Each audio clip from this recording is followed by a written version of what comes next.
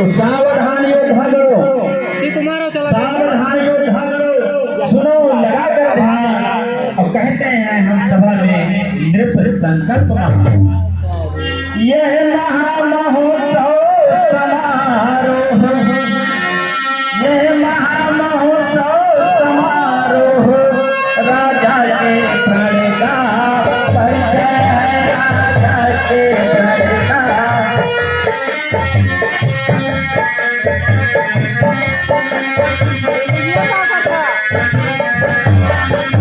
यह महामहोत्सव समारोह राजा के रण का परिचय है, अवसर है आए परीक्षा का, परिणाम परिणय है, परिणय है।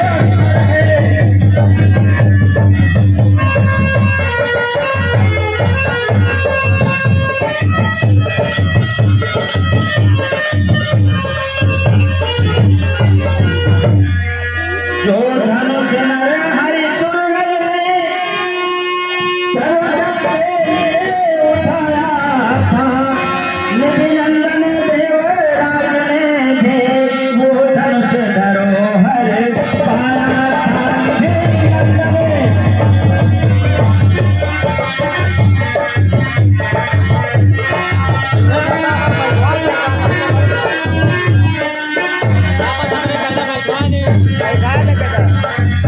फिर जिसे उठाया सीता ने, दूसरे न कोई उठा सके। फिर जिसे उठाया सीता ने, दूसरे न कोई उठा सके। तब शीश सहस्र बाहु तक के, जिसको ये हीरा न डुला सके।